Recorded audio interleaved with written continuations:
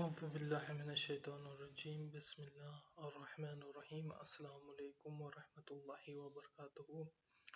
یا سادات اور یا مومنین، ایک دفعہ درود پڑھ لیجئے۔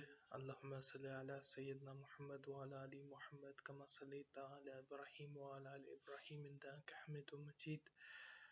تو بھائیوں، آج آپ لوگوں سے ایک گفتگو فرمانی تھی کہ سیدنا محمد صلی اللہ علیہ وسلم جو ہیں وہ 3 دفعہ ہمارے سید لگتے ہیں، 3 دفعہ ہمارے سید لگتے ہیں۔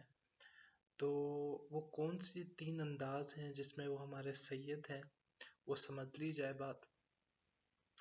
تو شروع کرنے سے پہلے آپ اگر لائک اور سبسکرائب کر دیجئے، سنیے گا، تنقید بھی فرمائے گا، اصلاح بھی فرمائیے گا اور کامنٹ ضرور فرمائے گا اگر آپ کے پاس کچھ وقت ہو، بڑی آپ کی تائید ہوئے گی۔ تو شروع کرتے ہیں کہ سب سے پہلے سیدنا محمد صلی اللہ علیہ وسلم ہمارے سید لگتے ہیں بنی آدم کی حیثیت سے۔ تو سیدی ولدی آدم ہیں، اور اگر میں آدم کا بیٹا ہوں اور آپ آدم کے بیٹے ہیں تو وہ ہمارے سید لگتے ہیں۔ یہ جو صفت ہے ان کی، یہ ان کی بشریت میں ہے۔ یہ حضور صلی اللہ علیہ وسلم کی جو سیدی ہے، یہ ان کی بشریت میں ہے کہ ان میں جو ہے بنی آدم کی صفت اپنے عروج اور تکمیل پر پہنچی ہے۔ جس صفت کی بنیاد پر آدم کو خلیفہ منتخب کیا، انہی صفت کی شدت اور تکمیل اور مکمل تناظم حضور صلی اللہ علیہ وسلم میں پایا جاتا ہے۔ اس سید ہونے کے نتیجے اپنے بشریت میں ان کو چنا گیا العاقب ہونے کے لیے، محمد ہونے کے لیے اور رسالت کے لیے، ختم رسالت اور ختم نبوت ہونے کے لیے۔ مگر یہ جو ان کے درجات ہیں، یہ ان کی بشریت میں ان کی جو سیدی ہے بنی آدم کے، اس کے نتیجے میں ان کو ان مقامات کے لیے چنا گیا ہے۔ جیسے کہ ہر زمانے کے نبی کو اپنے زمانے کے نبوت کے لیے چنا اس لیے جاتا ہے کیونکہ وہ اپنے زمانے کا حقیقی سید ہوتا ہے، یعنی کہ اس میں وہ صفات موجود ہوتی ہیں سب سی شدت اور تکمیل کے ساتھ، جس کی بنیاد پر آدم کو خلافت پر منتخب کیا تھا۔ تو وہ صفت جس فرد میں سب سے شدت کے ساتھ پائی جاتی ہیں، اس پر سلام بھیجا جاتا ہے، اس کو اپنے زمانے کے نبی اور رسول بنا دیا جاتا ہے۔ تو یہ جب پوری نو انسانیت یا پوری بنی آدم کے لیے یہ معاملہ فرمانا تھا ہمارے رب کو، تو اس نے وہ بندہ چنا جو سب انبیاء میں سے، سب زمانوں میں سے آدم علیہ السلام کو جس بنیاد پر خلافت پر منتخب کیا، جن صفات کی بنیاد پر، وہ ان کی تکمیلی اور شدید ترین اور بالکل معظم اور محکم ترین تناظم کے ساتھ جن میں وہ صفت پائی جاتی تھی، جو اصل میں اسماء حسنی ہی ہے، وہ صفت جو ہیں رسول اللہ صلی اللہ علیہ وسلم میں تھیں، اس لیے ان کو رسول آخر چنا گیا۔ ٹھیک ہے۔ اچھا، اب یہ دوسرا طریقہ کیا ہے جس طریقے سے نبی صلی اللہ علیہ وسلم ہمارے سید لگتے ہیں؟ تو کوئی بھی علیہ السلام وجود ہو، یعنی کہ اللہ کا سلام ان پر دنیا میں بھیج دیا جائے، اور یہ غیر نبی کے لیے ممکن ہوتا ہے، اور اختلافی معاملات کے طرف آنے سے پہلے، یہ اختلافی لوگوں کا نام لینے سے پہلے، وہ جن پر اتفاق ہے ان کا بیان کر دوں، غیر نبی جس پر سلام ہو۔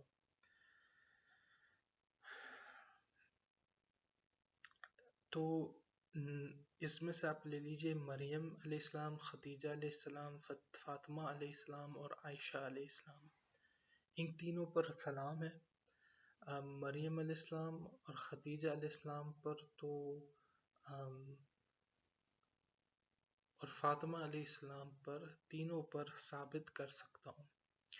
مریم علیہ السلام پر ان کو اللہ خود کہتا ہے میں نے استفاد فرمائی، پھر طہارت فرمائی، پھر استفاد فرمائی، اور جب ان کو وہ تجلی یعنی کہ اللہ سے کلمہ اپنی ذات میں برداشت کرنا تھا، ایسی تجلی جو پہاڑوں کو ضائع کر دے، ایسا کلمہ ایسا تجلی اپنے رب کی اپنے رحم میں ان کو برداشت کرنی تھی، تو یعنی کہ ان پر سلام بھیجا گیا۔ وہ جو کلمہ جاری ہوا وہ نبوت والے کلمات نہیں تھے، مگر وہ تھے تو رب کے کلمات، تو اس کو برداشت کرنے کے لیے ان کو حال سلام پہلے فرمانا تھا۔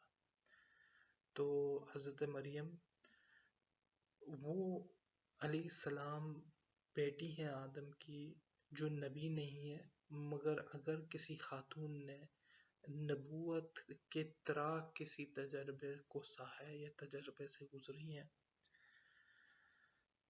تو وہ سیدنا مریم علیہ السلام ہے۔ اچھا، سیدنا خدیجہ علیہ السلام پر اللہ سبحانہ وتعالی نے سیرت کے دوران روح قدس کو نازل کیا اپنے سلام کے ساتھ۔ روح قدس کو بھی حکم دیا کہ آپ بھی اپنا سلام دیجئے، اور پھر نبی صلی اللہ علیہ وسلم کو بھی حکم دلوایا کہ آپ جو ہیں آپ بھی سلام پیش کیجئے۔ تو یہ جو معاملہ ہے سیدنا خدیجہ علیہ السلام میں بھی پر بھی زندگی میں سلام پر بھی تھا۔ اب فاطمہ علیہ السلام کے جو سبب ہیں اس کے بارے میں بات کروں گا، تو یہ وہ بیٹی ہیں حضور صلی اللہ علیہ وسلم کی جو سب سے کم عمر کی تھیں مگر سب سے افضل درجے کی تھیں۔ کیونکہ ان کو حال نبوت میں حضور کی تربیت حاصل ہوئی، یعنی کہ ان کی عمر جو ہے ان کی عمر تقریباً 2 سال کی تھی غالباً جب نبی صلی اللہ علیہ وسلم پر نبوت کا سلسلہ شروع ہوا، وحی نازل ہوئی، اور وہ اس سلسلے کے دوران انہوں نے پرورش پائی۔ جو ابتدائی زمانہ ہے رسالت کا، اس میں انہوں نے وہ پائی ہے پرورش حضور صلی اللہ علیہ وسلم کی۔ تو حال سلام میں جو حضور سے تربیت اور صحبت پائے تو وہ بھی بہرحال طہارت کا ایک باعث ہے، اور ان پر بھی سلام ہے۔ تو یہ جو ہیں اور ایسے امام بھی رہے ہیں، یعنی کہ غیر نبی مرد بھی رہے ہیں جن نے اپنے سلام حاصل کیا رب سے تکمیلی درجے کا، مگر نبوت اور رسالت نہیں تھی، وہ ان کو امام کہتے ہیں۔ تو اور یہ امام المہدی کا اصل معاملہ، ان کا اصل درجہ جو ہے وہ یہ ہوئے گا کہ وہ امامی نسل میں سے جو ان کے لیے سلام ممکن ہے وہ بالآخر کوئی حاصل کر لیں گے۔ اچھا، تیسرے طریقے سے یہ ہمارے سید کیسے ہیں نبی صلی اللہ علیہ وسلم، وہ ہیں ہمارے پیغمبر کی حیثیت سے۔ تو ہر پیغمبر اور ہر نبی اپنے قوم کا سید ہوتا ہے، کیونکہ جب اس پر سلام ہونے کی باعث پر وہ سید بن گیا، تو جب وہ نبی اور رسول جو ایک مقام اعلیٰ ہے، کیونکہ اماموں پر بھی سلام ممکن ہوتا ہے اور امام المہدی پر نازل ہوئے گا، اور اسی وجہ سے وہ جو ہے اقامت عدل کرنے کے قابل ہوں گے۔ تو یہ جو ان کی رسالت ہے اس کے باعث پر وہ ہمارے سید خاص، ہماری امت کے یہ تیسرا، یعنی کہ بنی آدم کے عام سید ہے، پھر علیہ السلام ہونے کی بنیاد پر پوری بنی آدم کے عام سید ہیں، اور پھر جو ہے ہمارے خاص سید تیسرے درجے میں جو ہماری امتی کی ہونے کی حیثیت سے، جیسے ہر نبی اور ہر رسول اپنے قوم کا یا اپنی امت کا سید ہوتا ہے، تو ہم بھی جو ہمارے سید تیسری دفعہ پھر بنتے ہیں پیغمبر کی حیثیت سے۔